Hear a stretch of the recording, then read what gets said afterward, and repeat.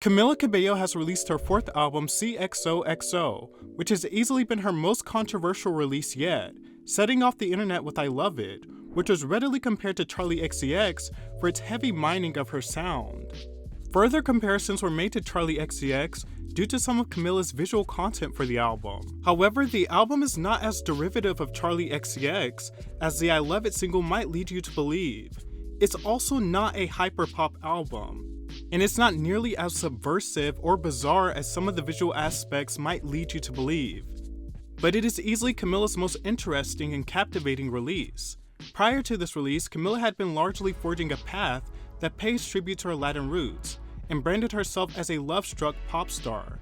Though she struggled to establish the type of status that many diaristic pop songwriters have in a post-Taylor Swift world, she was at very least consistent. xoxo feels like the first challenge in her career. It's dripped in I don't give a damn energy, but songs like I Love It were so clumsy that you couldn't tell if she was trolling or making a serious attempt. In some ways, it was so left field and quite frankly derivative that it felt like a parody at times.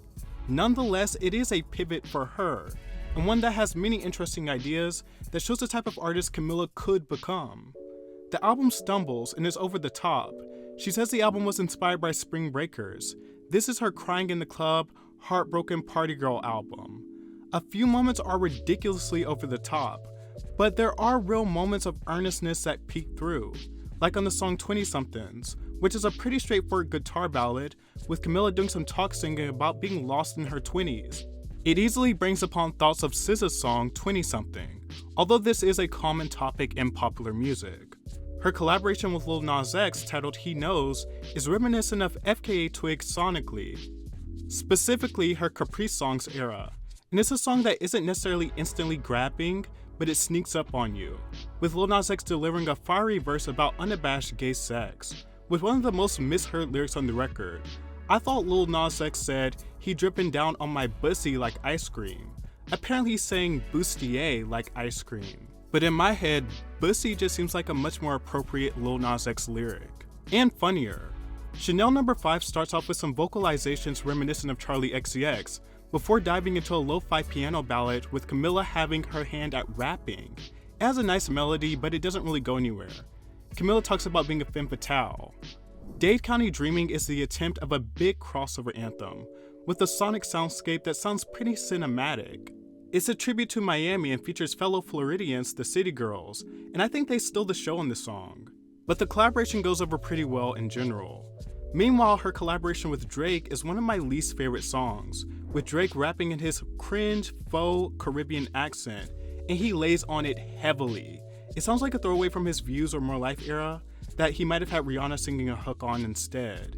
It's a toothless take on classic Caribbean sounds. There's also two interludes included on this album called Koshi XOXO and Ugly by Drake that have no trace of Camila, that seem pointless or like a bit for her to show that she has credibility. On Dreamgirls, Camila samples the Dreams classic Shawty Is the Shit and turns it into a reggaeton pop track, and it's okay at best. While the ballad titled Boat has a sample of Pitbull's Hotel Room Service, which seems to set the scene of being sad after a party. I think a standout on the album is Pretty When I Cry. It's a wonder why this wasn't the lead single. It's a club banger with some dancehall and house influence, with arguably the stickiest hook on the album. She ends the album off with June Gloom, a minimalist electro ballad with Camila lamenting her status in a guy's life, with a repeated hook that asks, "Does she get this wet for you, baby?" The album is a mixed bag, but honestly, when it clicks, I think it offers some of Camila's most interesting and best work. I'd say some of the moments on this album are a pretty commendable risk, given how pedestrian some of her past work has been up until this point. I do think some of the pedestrianism is carried over onto this album. Many spots on the album are generic, but there are equally as many risks present as well, whether that be in the lyrics or instrumentation. Camila's voice at certain points feels over-manipulated, and not in the artistic effect kind of a way, but just for the sake of doing it. In general on the album, there's moments that feel earnest and genuine, and then there are moments that feel like Camila's miming for edgy credibility. Nonetheless, it is one of the most drastic rebrands in recent pop history, which I'm sure will bring many defenders and naysayers.